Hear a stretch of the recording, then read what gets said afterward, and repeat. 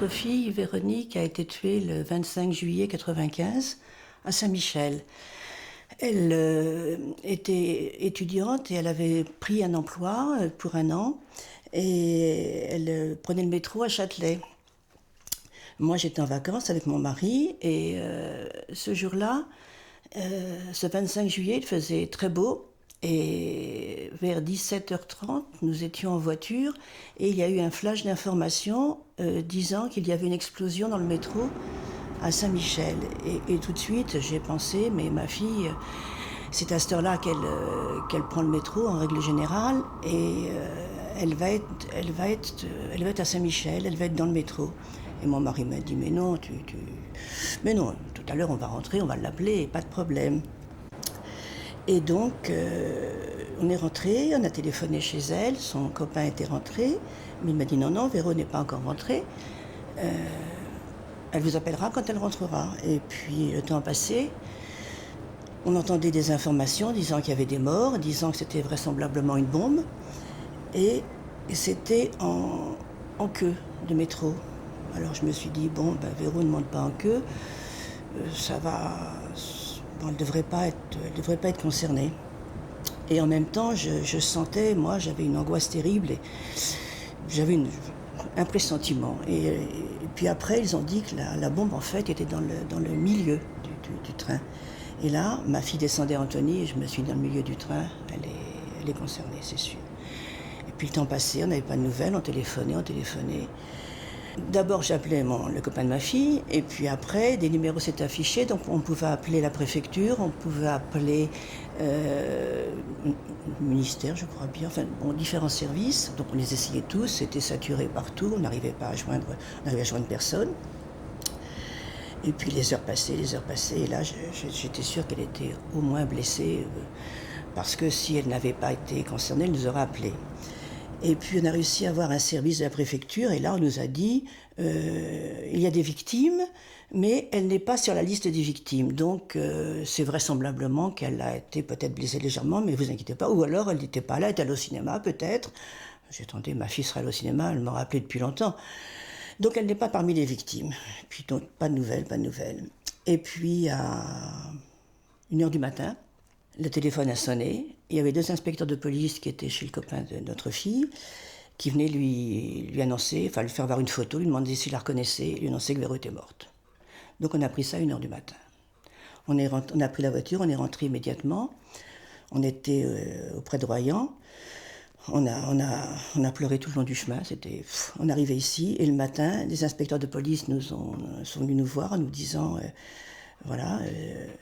C'est votre fille, est-ce que vous voulez dans la journée passer au Quai des Orfèvres pour un certain nombre de renseignements, etc. Donc on est allé l'après-midi, et puis après le lendemain ils nous ont emmenés à l'Institut médico-légal pour la voir, et moi bêtement je me suis dit mais elle est pas blessée, elle est toute fraîche, elle était un petit peu jaune, mais bon c'était vraisemblablement le souffle, mais elle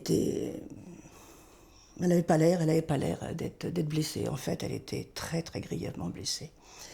Elle était tuée sur le coup, elle était assise, en fait, sur la banquette où il y avait la bombe.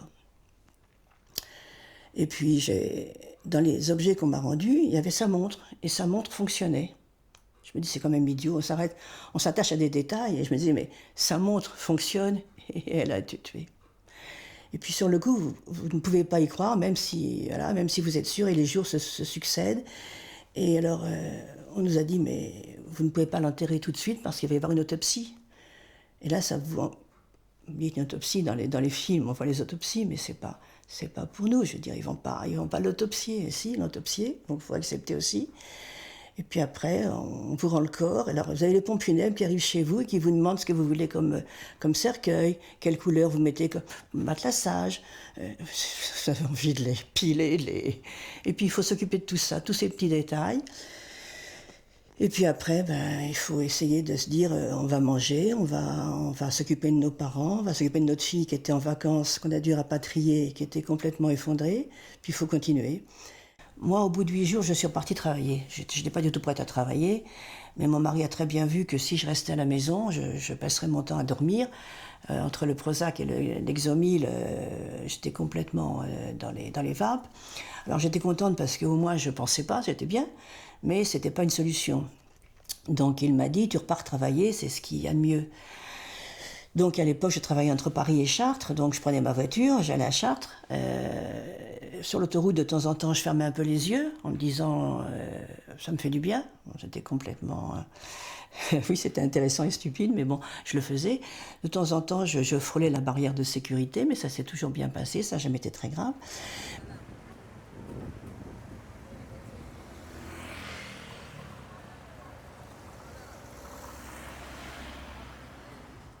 J'étais en colère, j'avais besoin de me...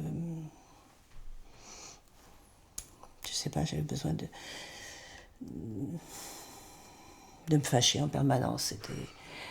Et donc, ça me permettait après de me calmer un peu. Un exemple de colère, c'est quand, par exemple, quand ma fille est décédée, elle était sur le carnet, sur le trajet de son travail, accident de trajet. Donc la sécurité sociale a fait une enquête pour savoir si elle était bien sur son trajet. On m'a convoquée. Je ne pouvais pas dire grand-chose. Moi, je savais qu'elle quittait son travail à 5h30, qu'elle prenait le métro, qu'elle rentrait chez elle. Je ne savais pas si elle s'arrêtait pour acheter le pain ou autre chose. Eh bien, l'enquête de la sécurité sociale, je vous assure, ça rend furieux. Ça rend furieux. Bon. Qu'est-ce qui m'a rendu furieuse encore? Le jour de ses obsèques, il y avait beaucoup de monde qui était présent. Et l'enterrement était très long. Et quelques jours après, j'ai reçu une facture complémentaire des pompes funèbres pour dépassement d'horaire. Ça m'a rendue furieuse.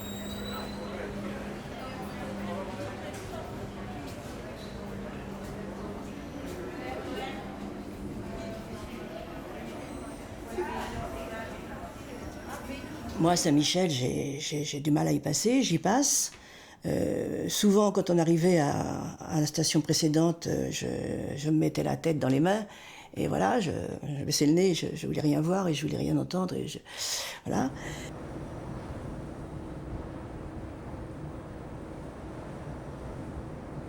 C'est un lieu symbolique, Saint-Michel, il y a une plaque. C'est un travail qu'on a fait quelques mois après l'attentat avec les familles. On voulait absolument que ce soit indiqué, cet endroit, que les noms figurent. On a eu du mal, d'abord la RATP ne voulait pas, parce qu'elle disait que ça pouvait faire un attroupement, etc. Après ils ont trouvé un lieu un peu entre deux rames, où c'est plus large, où effectivement il n'y a pas de danger. J'y suis allée plusieurs fois, et en fait ça me fait mal à chaque fois, parce que je vois les gens qui passent complètement indifférents. Il y en a très peu qui regardent. Quelques-uns regardent la plaque et se disent tiens, qu'est-ce que c'est? Les plus jeunes, parce qu'ils ne savaient pas. Mais la plupart passent, c'est pas leur problème, ça ne les concerne pas.